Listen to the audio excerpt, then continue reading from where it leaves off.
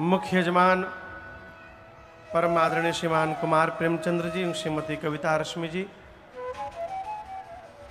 इनके साथ आज कस्टम सत्र में दैनिक यजमान के रूप में श्रीमान तारकेश्वर सिंह जी सपरिवार, श्रीमान राहुल सिंह जी सपरिवार, श्रीमती मीना सिंह जी, प्रिया सिंह एवं श्रीमान अंकित सिंह जी एवं श्रीमान शिव अग्रवाल एवं श्रीमती सीमा अग्रवाल, सबने मिलकर ठाकुर जी का वंदन पूजन किया। आज इस कस्टम सत्र में हमारे आपके मध्य झारखंड सरकार के विशेष सचिव श्रीमान राजीव कुमार जी यहाँ पर उपस्थित है। बहुत बहुत स्वागत, अभिनंदन आपका। जय जय। धनबाद से चलकर आई झरिया विधानसभा से पूर्व विधायिका श्रीमती पूर्णिमा सिंह जी लगभग 1.5 साल पहले आदरणीय ने झरिया पड़ता था ना, झरिया में कथा की यात्रा लगातार चलती, लेकिन उसी बीच में इनका इतना प्रेम था कि 3 दिन का सत्र हम लोग 1.5 वर्ष पहले धनबाद में किए झरिया में, और खूब आनंद की वर्षा हुई। धनबाद से आई हैं, बहुत बहुत स्वागत, अभिनंदन आपका। श्रीमती सरोजनी सिंह जी, पुष्पा सिंह जी, बबीता सिंह जी, बाबू आदर्श रस्तोगी जी, श्रीमान रविंद्र पांडे जी एवं श्रीमान दीपक झंझरिया जी। कलकत्ता से आई मेरी माँ श्रीमती गोपा चटर्जी जी। आसपास दूर से आए आप समस्त कथा के रसिक श्रोता बंधु माताएं बहनें, आप सभी लोगों को मेरा सादर जय सिया राम। जय सिया राम। जय सिया राम। कल हमने और आपने कथा में श्रवण किया, भगवान मिथिला में गए, प्रारंभ में मां अहिल्या को सद्गति दिया है, मिथिला प्रवेश, नगर भ्रमण, पुष्प वाटिका और उसके बाद धनुष यज्ञ। मेरी मां ने प्रभु के गले में जयमाल पहनाया। बाबा कहते हैं रघुबर उर जयमाल देखि देव बर सही सुमाना, सकुचे सकल भुवाल जनु बिलो के रवि कुमुद। आपने कल दर्शन किया, जिस धनुष को धरती का कोई भी राजा तिलमात्र धरा से खिसका भी नहीं सका, उस धनुष को मेरे भगवान ने क्षण मात्र में खंडित कर दिया। लोग खड़े खड़े रह गए, कोई देख नहीं पाया। धनुष के टूटने की टंकार गर्जना इतनी भीषण थी, गोस्वामी जी कहते हैं भरे भुवन घोर कठोर रव रव विवाद तज मारक चले। धनुष टूटा और उसका जो टंकार निकला, सूर्य नारायण अयोध्या के ऊपर रथ के साथ खड़े हैं धनुष यज्ञ देखने के लिए। धनुष टूटने से जो ध्वनि उत्पन्न भई, उसको सुनकर उनके रथ में लगे हुए घोड़े फटक कर भागने लगे इधर उधर। पाताल में दिग्पाल अपनी धुरी पर कलमला गए। 2 लोक हो गया ना, देवलोक नीचे, पाताल लोक, पृथ्वी पर सुर नर मुनि सब अपने कान बंद कर लिए, पूछने लगे ये ध्वनि कहां से आ गई। आप दर्शन करिए, जिस धनुष के टूटने से त्रैलोक्य में खलबली मच गई, और उस धनुष के भंजन को करने वाले मेरे रघुनाथ जी के शरीर में कोई हलचल नहीं है। गोस्वामी जी कहते हैं प्रभु दो चाप खंड महि डारे। धनुष के दोनों खंड को धरती पर रखकर भगवान शांत खड़े हैं। ये संस्कार है। कई लोग करत कम है, बतावत बहुत है। और एक बात याद रखिएगा, अपने बारे में बताने से बचा जाए। अपने विषय में बहुत नहीं बताना चाहिए। जहां बहुत बताना पड़ रहा है, इसका अर्थ वहां कुछ है नहीं, इसलिए बताना पड़ रहा है। ये बतिया देर ले बुझाई। हमारे एक चाचा कहते हैं, बाबू, जिस पुष्प में खुशबू होती है उसके बगल से गुजरने पर पता चलता है कि इसमें खुशबू है, और जिसमें खुशबू नहीं होती है बाबू, ओके नाक में सुमहाव पड़ा तो महकबा कैसन बुझाता। कहो अपने बारे में न बताया जाए। हमको हंसी आती है, लोग आते हैं बताते हैं, हम ये हैं, हम वो हैं, ऐसे हैं, वैसे हैं, हमने ये किया। हम चुपचाप जी जी जी जी, हम एक ही शब्द बोलते हैं, जी जी बहुत सुंदर, जी जी जी। न बताइए। भगवान परम शांत है। दोनों मानो कुछ किया ही न हो।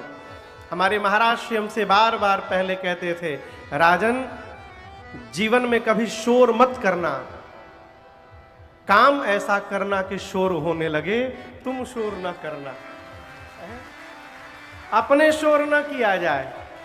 भगवान ने ऐसा काम किया, भंजेउ राम शंभु धनु भारी। मिथिलावासी दौड़ दौड़ कर मिथिला में कहने लगे, पता है भंजेउ राम, राम जी ने तोड़ दिया क्या? शंभु धनु भारी। शिव जी का जो भारी वाला धनुष था टूट गया। किसने तोड़ा? राम जी ने। अब यहां एक प्रश्न है, जिस कार्य को धरती का कोई राजा नहीं कर पाया, यहां एक बात समझिएगा, राम जी रामा अवतार में एक दो प्रसंग को यदि छोड़ दिया जाए तो राम जी ने ऐसी कोई लीला नहीं की है जो मनुष्य ना कर सके। कन्हैया में और राम जी में बस इतना ही अंतर है, कन्हैया जन्म लेने के बाद ही लीला दिखाने लगे। किसी को उड़ा के मारे, किसी को फेंक के मारे, किसी के भीतरी घुस के मारे, कहो किसी को पानी के भीतरी जाके दबोचे। ये जन्म लेने के साथ अकासुर, बकासुर, घकासुर, जितने ससुर थे असुर थे। कन्हैया ने सबको मारा। लेकिन आप दर्शन करिए, मेरे राम जी ने ऐसी कोई लीला नहीं की जो एक मनुष्य न कर सके। क्यों? भगवान मानव रूप में आए हैं और एक मर्यादा पुरुषोत्तम के स्वरूप की स्थापना करनी है, इसलिए भगवान मानव जैसी लीला करता है, भगवान कर रहे हैं। तो यहां प्रश्न है कि जिस धनुष को धरती का कोई राजा हिला भी नहीं पाया, उस धनुष को मेरे राम जी ने कैसे तोड़ दिया? ये प्रश्न बड़ा गंभीर प्रश्न है। राम जी को ये ना मानिए कि भगवान है, थोड़ी देर के लिए। भगवान ने कैसे तोड़ दिया? कारण बड़ा सूक्ष्म है। आपको बताऊं, राम जी जब धनुष तोड़ने के लिए गए तो राम जी उठने के बाद सबसे पहले विश्वामित्र जी को प्रणाम किए। वहां पर प्रणाम करके धनुष के पास गए, जाकर धनुष की परिक्रमा लगाई। परिक्रमा लगाकर राम जी ने धनुष को प्रणाम किया। धनुष को प्रणाम करने के बाद धनुष किसका था? कौन से भगवान का? शंकर भगवान का। तो भगवान शिव को प्रणाम किया। धनुष के पास जाकर गुरहि प्रणाम मन ही मन कीन्हा। किसको प्रणाम किया? कौन? गुरु जी को। अयोध्या में बैठे गुरुदेव भगवान वशिष्ठ जी को। देखिए, यदि आपका आशीर्वाद लेने का स्वभाव है तो आप धरती के किसी भी कोने में रहेंगे। यदि आप चाहेंगे भाव से तो आपको वहीं पर अपने समस्त श्रेष्ठ जनों का आशीर्वाद प्राप्त हो सकता है, यदि आपका भाव है तो। गुरु जी वहां नहीं है, गुरु जी अयोध्या में है। लेकिन राम जी धनुष के पास जाकर मन ही मन गुरुदेव भगवान को दंडवत किया। गुरहि प्रणाम मन ही मन कीन्हा। आजकल का प्रणाम सेल्फी प्रणाम है। प्रणाम से कोई लेना देना नहीं, बुरा ना मानिएगा। लोग प्रणाम कैसे करते हैं? पांव इधर है,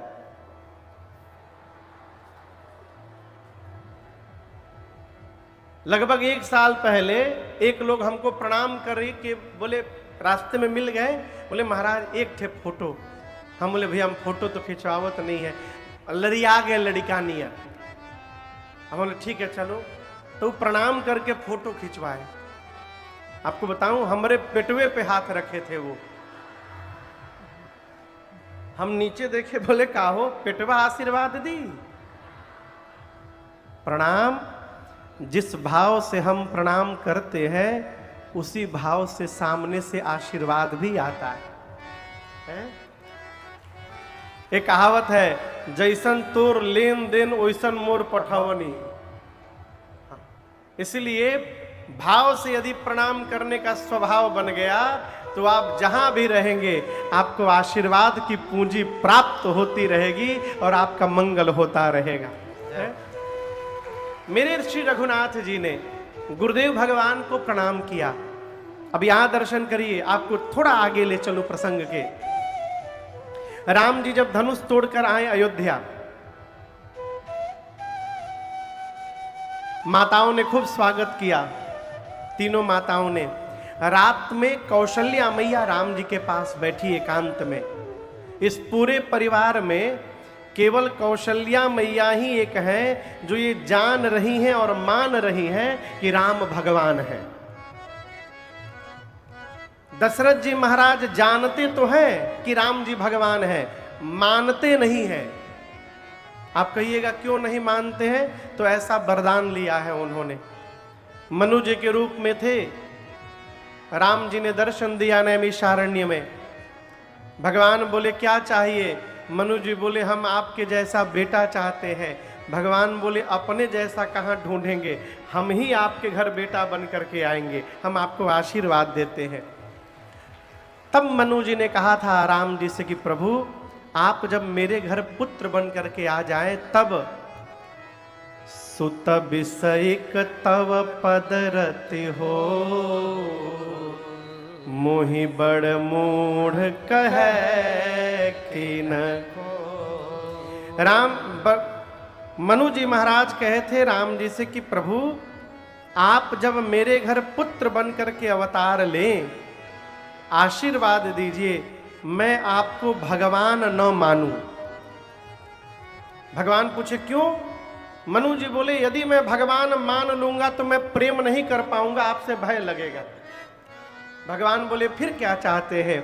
मनु जी बोले संसार का पिता अपने पुत्र को जैसे प्रेम करता है उस प्रकार मैं आपको पुत्र मान करके प्रेम करना चाहता हूं, मैं आपको भगवान न मान पाऊं। भगवान बोले तथास्तु वैसा ही होगा।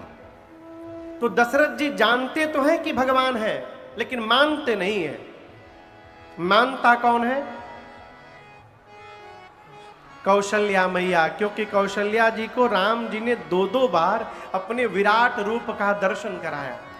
वो कौशल्या मैया जो जान रही हैं राम भगवान है, उसके बाद भी दर्शन करिए क्या कहती हैं। कैसे लिए उठाई शंभु धनु, कैसे लिए। पूछती हैं राम आप कैसे उठा लिए थे? हम सुने थे बहुत भारी था।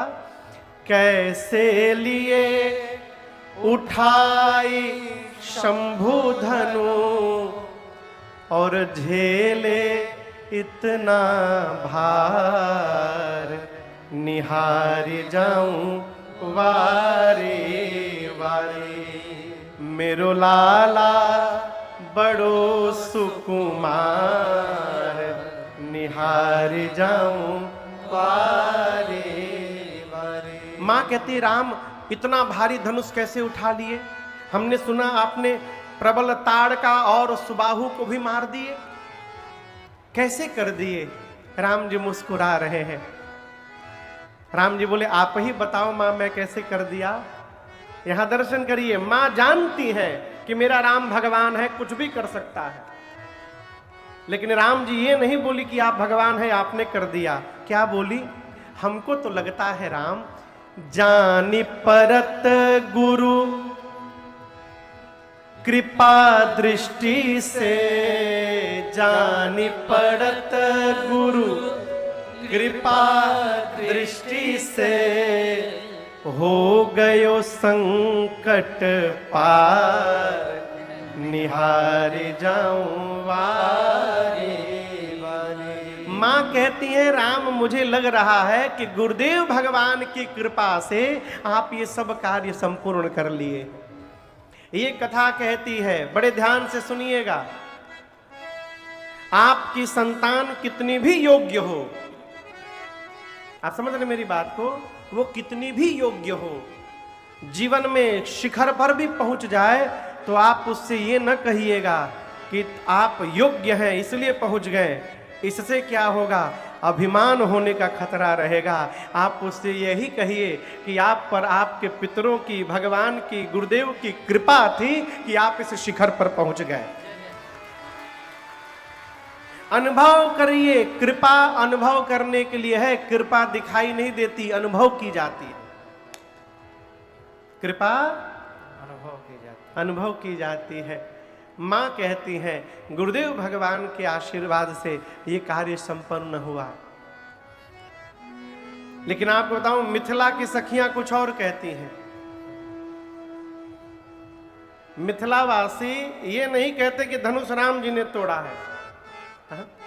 मिथिला में सखियां राम जी से कहती हैं, अरे धरि ध्यान सुनो धनुष धारे,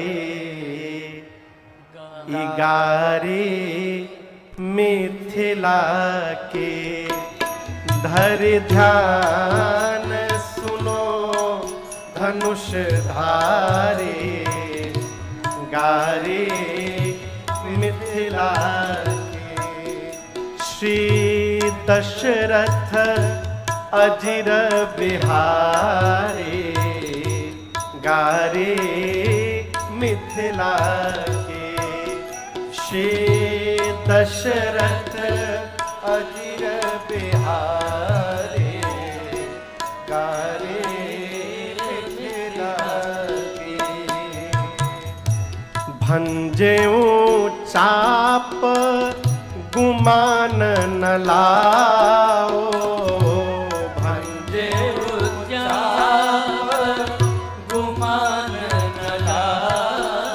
सखियां कहती है राम जी से कि धनुष टूट गया तो घमंड न करिएगा, आपने नहीं तोड़ा है। लक्ष्मण जी बोले किसने तोड़ा है?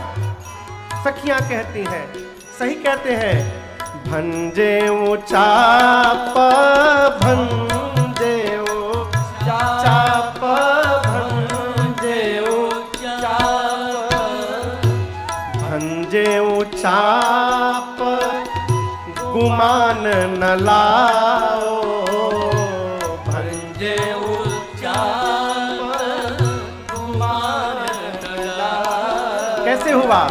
सिय की कृपा है भाग्य मनाओ, सिय की कृपा है भाग्य मनाओ। सखियां कहती हैं इतना करिया दूल्हा का कहीं विवाह हो पाएगा? राम जी से आप कितना करिया हैं, कहीं विवाह होता आपका? भाग्य मनाइए मिथिला में आ गए। सिय की कृपा है भाग्य मना, दोनों ओर जाएगा। सिय की कृपा है भाग्य मना। क्यों? मिली जनकपुरी ससुरारे, गारे मिथिला के। मिले जनकपुरी ससुरारे, गारे मिथिला के। हरि ध्यान सुनो धनुष धारे, गारे मिथिला।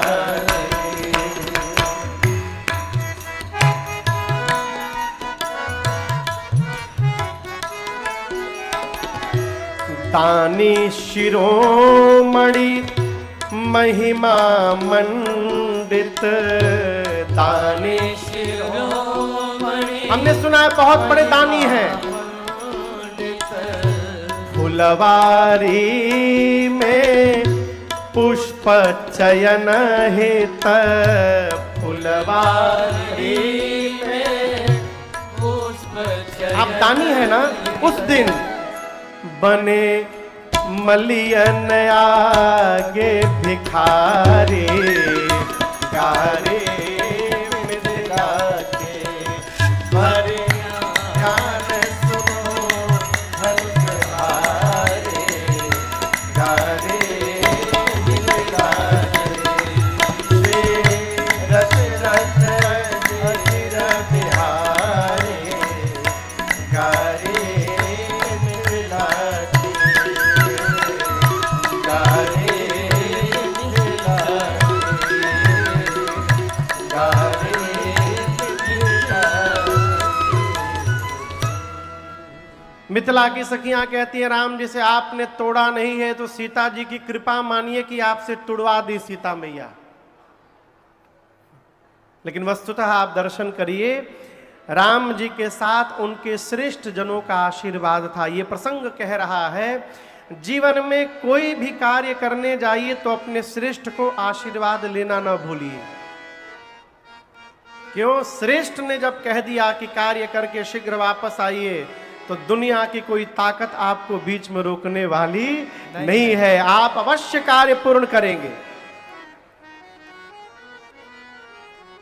राम जी ने धनुष का भंजन किया है, सखियां मंगल आरती उतारती हैं। उसके बाद सखियों ने सीता जी से कहा आप राम जी के चरण को स्पर्श करके प्रणाम करिए। लेकिन आपको बताऊं सीता मैया राम जी का पांव नहीं छूती, डर के मारे। गोस्वामी जी कहते हैं डर किस बात का? गौतमति अगति सुरति करी, नहीं परसत पग पानी, मन बिहसे रघुवंश मणि, प्रीति अलौकिक जान। मां सोचती हैं ये वही चरण है, पत्थर पे स्पर्श हुआ तो पत्थर स्त्री में परिवर्तित हो गया था। कहीं वही जादू मेरे ऊपर चल जाए तो? मैं तो पहले से स्त्री हूं, न जाने इस चरण के स्पर्श से मैं स्त्री से न जाने और क्या बन जाऊंगी। मारे डर के मैया छू नहीं रही है। राम जी मां के इस अलौकिक प्रीति का दर्शन करके मन ही मन मुस्कुरा रहे हैं। अभी ये दृश्य चल ही रहा है, तब तक दर्शन करिए।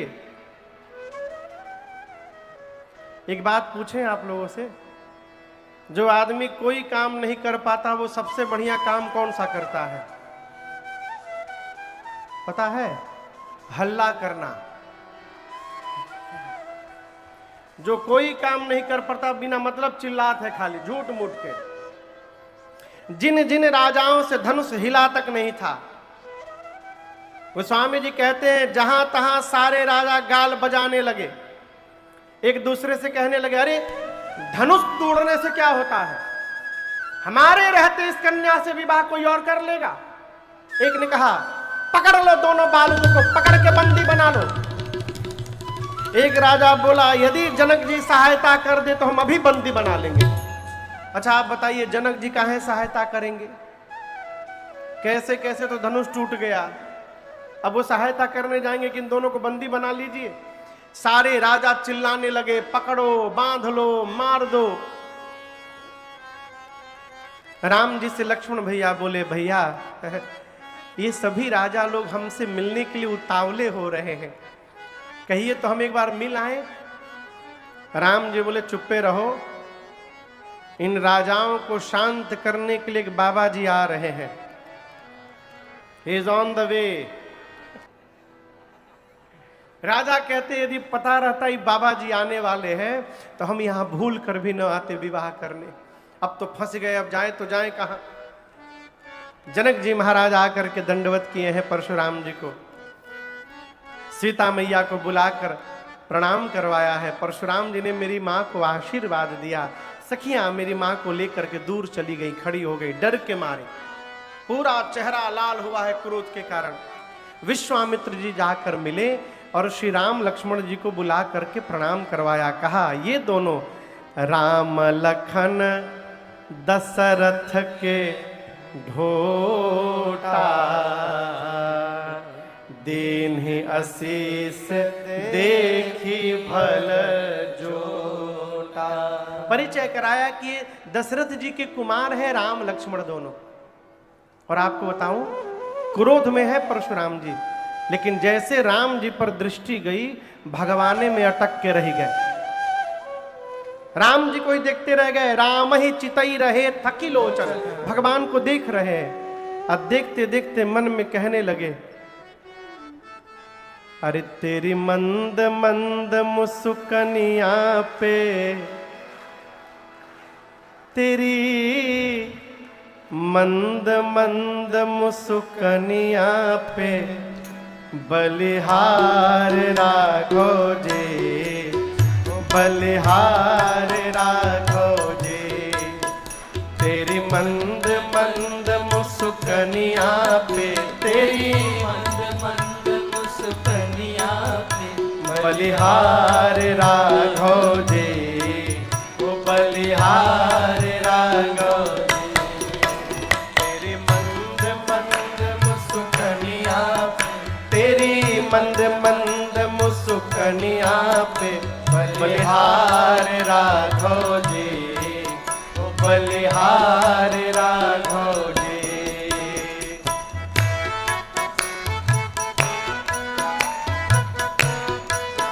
गाइए। तेरे बाल बड़े घुंघराले, बादल हो कारे कारे। तेरे बाल बड़े घुंघराले, बादल हो काले काले।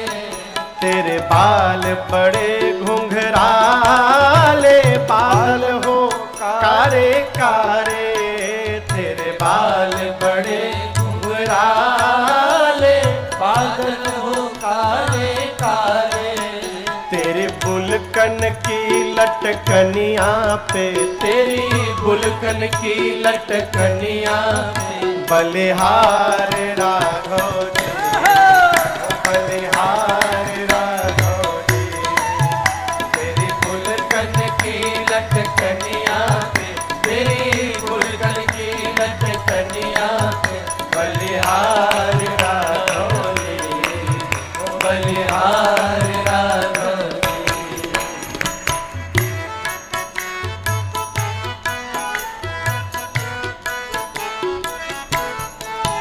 तेरे नैन बड़े कजरारे, लगते हैं प्यारे प्यारे। तेरे नैन बड़े कजरारे, लगते हैं प्यारे प्यारे। तेरे नैन बड़े कजरारे, लगते हैं प्यारे प्यारे। तेरे नैन बड़े कजरारे, लगते हैं प्यारे प्यारे। तेरी तिरछी सी चितवनिया पे, तेरी तिरछी सी चितवनिया पे बलिहार राघो जी, बलिहार राघो जी। तेरी तिरछी सी चितवनिया पे, तेरी तिरछी सी चितवनिया पे बलिहार राघो जी, बलिहार राघो जी।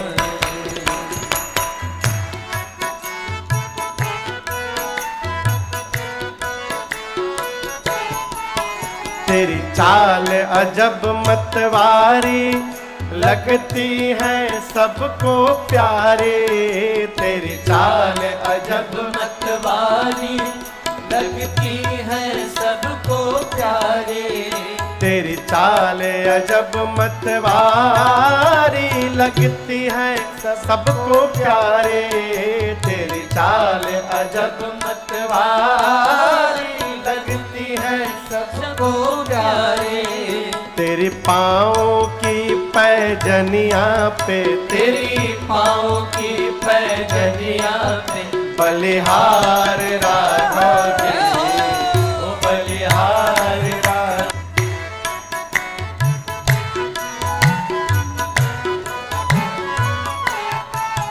तेरे संग में सिय सुकुमारी लगेगी प्यारी प्यारी, तेरे संग में सिय सुकुमारी लगेगी प्यारी प्यारी। हाँ तेरे संग में सिय सुकुमारी लगेगी प्यारी प्यारी, तेरे संग में सिय सुकुमारी लगेगी प्यारी प्यारी।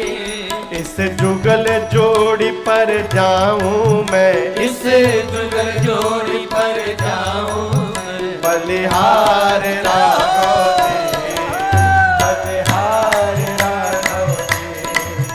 इस जुगल जोड़ी पर जाऊं मैं, इस जुगल जोड़ी पर जाऊं मैं, बलिहार राघव जी, ओ बलिहार राघव जी। तेरी मंद मंद मुस्कनिया, ओ तेरी मंद मंद मुस्कनिया, बलिहार राघव जी, ओ बलिहार राघव जी, बलिहार राघव जी, ओ बलिहार राघव जी, बलिहार राघव जी, ओ बलिहार राघव जी।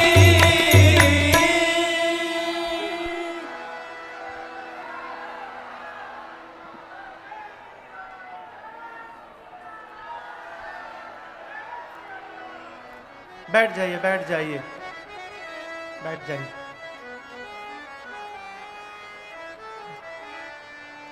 बलिहार राघव जी, बलिहार राघव जी। पूज्यपाद गोस्वामी जी कहते हैं कि राम ही चितई रहे थकी लोचन, कैसे रूप अपार मार मदमोचन। भगवान के अपार सौंदर्य का दर्शन करते परशुराम जी का मन राम जी के स्वरूप में ही जाके अटक गया, खो गए हो। फिर जब याद आया कि मैं यहां पर क्यों आया हूं, फिर आवेश में आ गए। जनक जी से कहते हैं बहुरी बिलो की विदे हसन कहु काह अति भीर। देखिए परशुराम जी जान रहे हैं कि शंकर जी का पिनाक टूट गया। गोस्वामी जी कह रहे हैं कि जानते हुए भी अनजान की तरह पूछ रहे हैं, पूछत जानी अजान जिमी बोले जनक आज आपकी सभा में इतने राजा क्यों आकर एकत्रित हो गए हैं? यहां पर डीएम साहिब आई थी कथा के पहले दिन। कथा आयोजन कराने से पहले हमारे प्रेम भैया उनके ऑफिस में जा करके उनसे अनुमति लिए थे। अनुमति लिए थे ना? बिना अनुमति का आप कोई कार्यक्रम नहीं कर सकते।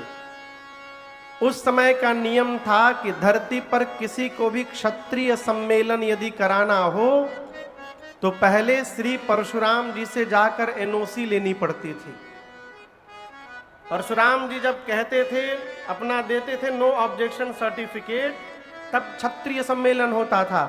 परशुराम जी बोले हमको पता ही नहीं, इतने राजा आए हैं, क्या कारण है, इतनी भीड़ क्यों लगी है? जनक जी महाराज ने सब बता दिया। हे विप्रवर, मेरी बिटिया का स्वयंवर था, शिव का पिनाक उस स्वयंवर के केंद्र में था। ये सभी राजा उस स्वयंवर में भाग लेने आए हैं। अभी जैसे जनक जी महाराज ने बताया तब तक शंकर भगवान के टूटे हुए धनुष के खंड पर दृष्टि चली गई परशुराम जी की, और जैसे देखा पिनाक टूट गया, क्रोध ऐसा लगा मानो किसी ने आग में घी झोंक दिया हो। क्रोध और भड़क उठा।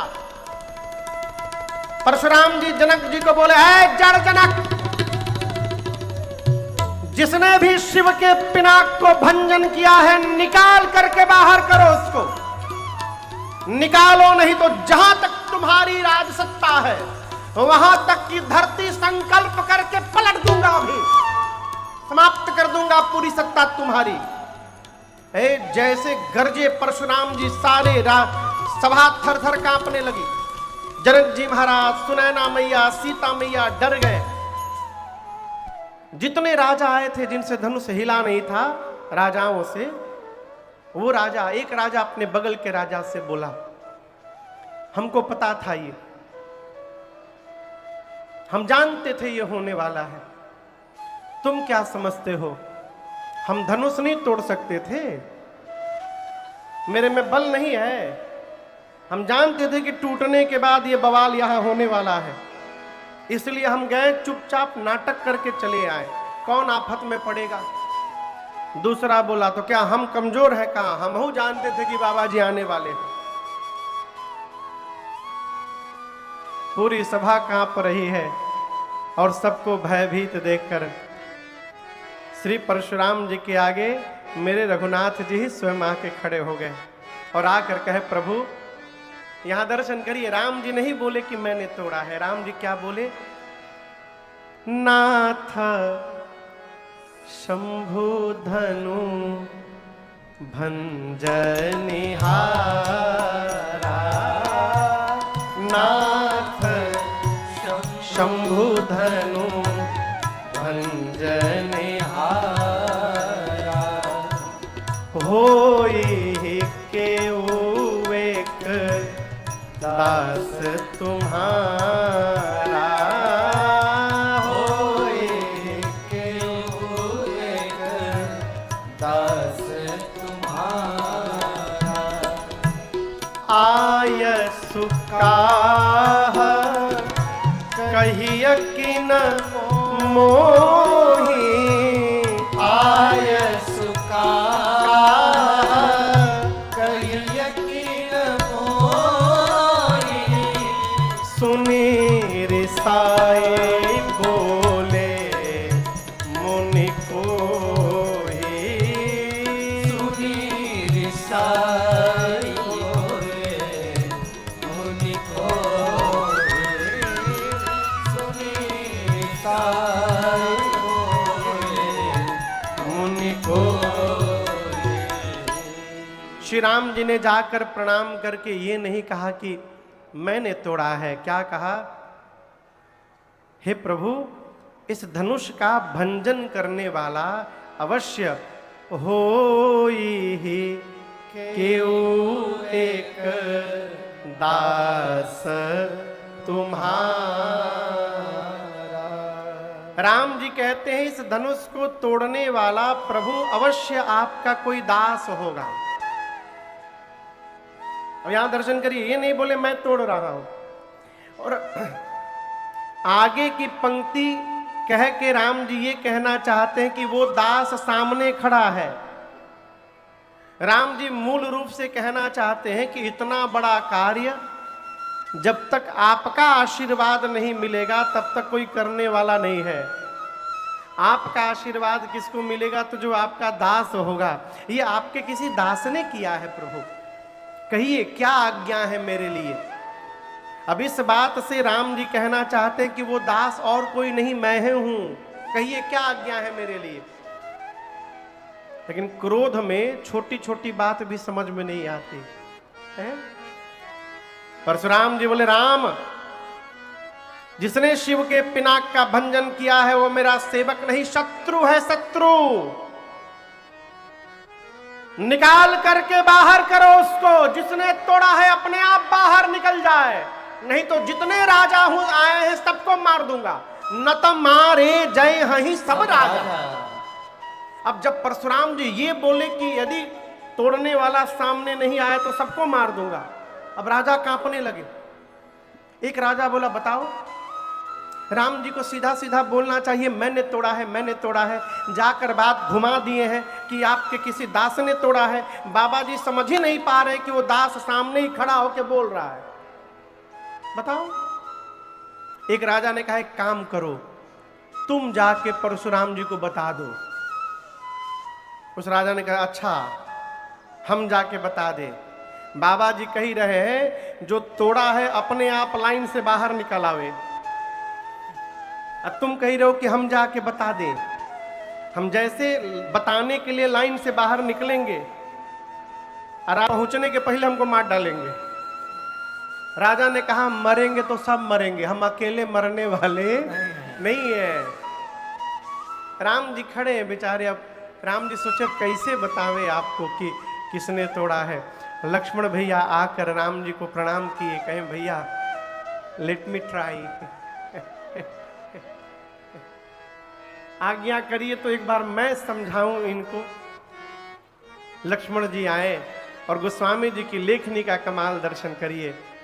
सुनी मुनि बचन लखन मुस्कान। अच्छा आप बताओ, कोई आदमी बहुत क्रोध में हो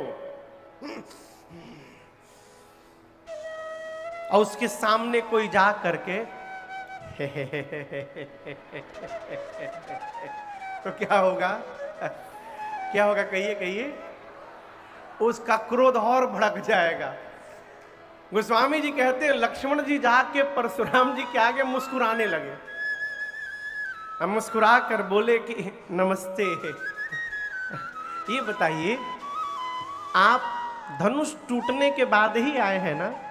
मतलब इसका मतलब धनुष टूटने पर आप आ जाएंगे।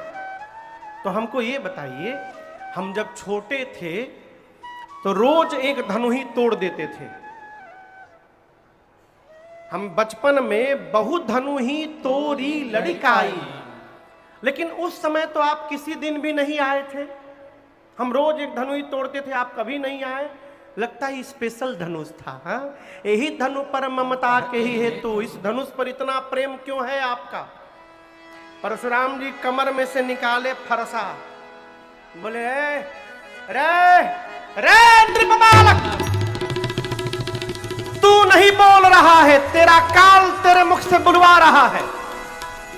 धनु ही समस्त पुराण धनु, शिव के पिनाक की तुलना तू एक छोटी सी धनु ही से कर रहा है। लक्ष्मण जी बोले शांत होइए, शांत होइए, शांत होइए, हमारी बात सुनिए।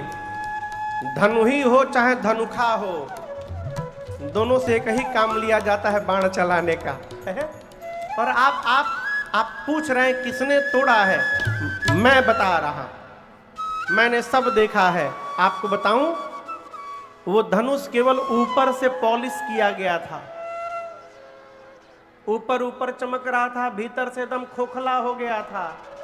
मेरे भैया ने केवल छुआ और छूने से ही टूट गया। छुअत टूट रघुपति ही न दोषु, भैया का कोई दोष नहीं है, भैया ने छुआ टूट गया। परशुराम जी बोले तू जानता नहीं है मुझे, बाल ब्रह्मचारी अति क्रोधी, मैं बाल ब्रह्मचारी हूं, मैं बहुत क्रोधी हूं। केवल मुनि महात्मा मुझे जानते हैं, मैं विश्वास हो अपने गुरु जी से पूछ लो। ये फरसा देख रहे हो? लक्ष्मण जी बोले देख रहे हैं।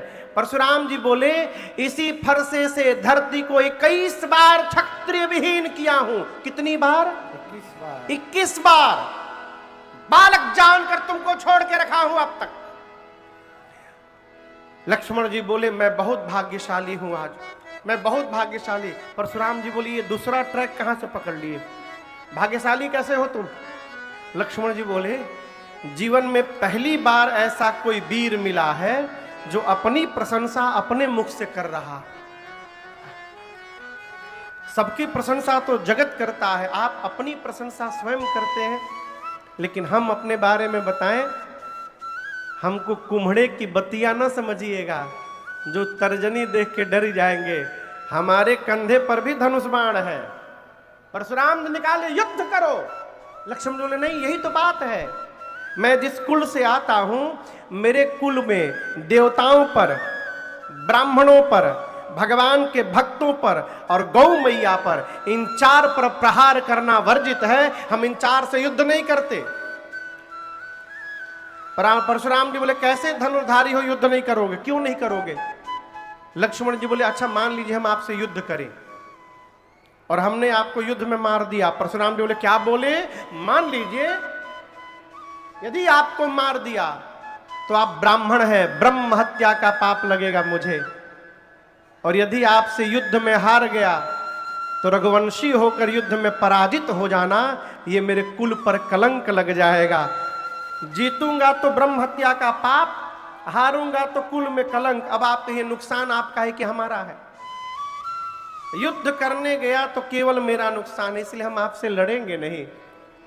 परशुराम जी विश्वामित्र जी से बोले, ये तुम्हारा कौशिक सुनहु मंदु यह बालक, कुटिल काल बस निज कुल घालक। ये तुम्हारा जो चेला है गोरा, जितना गोरा है भीतर का उतना काला है। ये मीठा नहीं बोलता।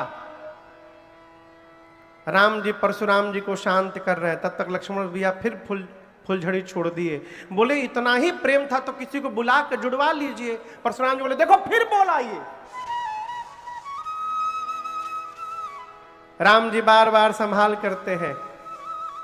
अब परशुराम जी लक्ष्मण जी पर क्रोध नहीं करते, अब राम जी पर क्रोध करते हैं। राम जी बोले मुनिवर ये सूत्र बड़ा अद्भुत है, इसको ध्यान से सुनिएगा। राम जी कहते हैं, राम मेरा सूत्र नहीं है, मेरे राम जी का सूत्र है। राम जी कहते हैं गुनह लखन कर हम पर रोसु, कतहु सुधायहु ते बड़ दोसु। राम जी कह रहे कि अपराध लक्ष्मण कर रहे हैं और आप मेरे पर क्रोध उतार रहे हैं, इसलिए कि मैं सीधा हूं।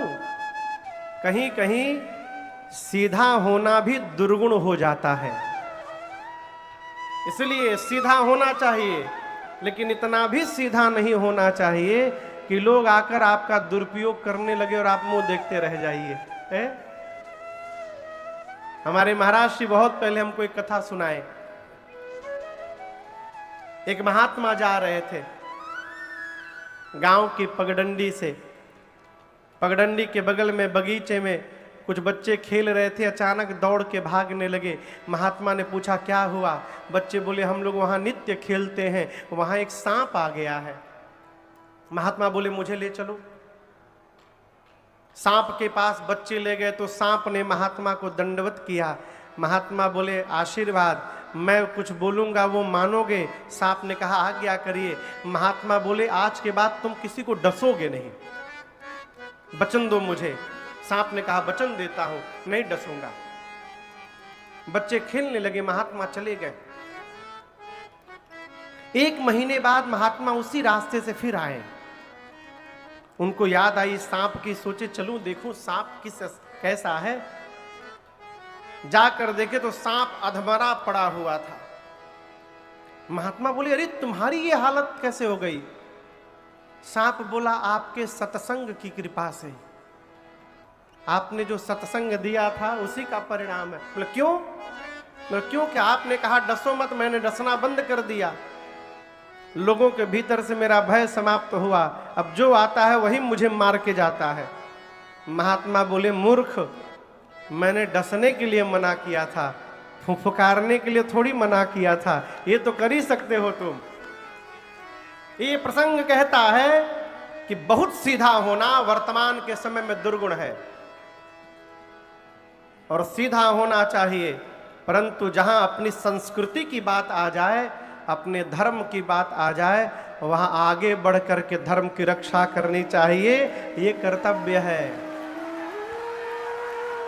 वहां सीधा नहीं होना चाहिए।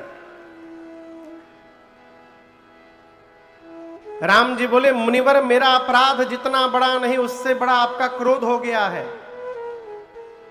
लक्ष्मण ने आपसे कहा कि पुराना था, छूने से टूट गया, और आप तब से युद्ध की बात कर रहे हैं, तो मेरी बात सुनिए। हम रघुवंशी हैं, रघुवंशी का एक स्वभाव है कालहु डर ही न रन रघुवंशी। हम रघुवंशी युद्ध में काल से भी नहीं डरते, युद्ध करते काल से, परंतु काल से लड़ने वाला भी राम आज परशुराम से नहीं लड़ेगा। क्यों? आप ब्राह्मण हैं, और जो ब्राह्मण की चरणों में निष्ठा बना के रखता है वो पूरे संसार में निर्भय रहता है। इस रहस्य को मैं जानता हूं मुनिवर, मैं लड़ूंगा नहीं आपसे।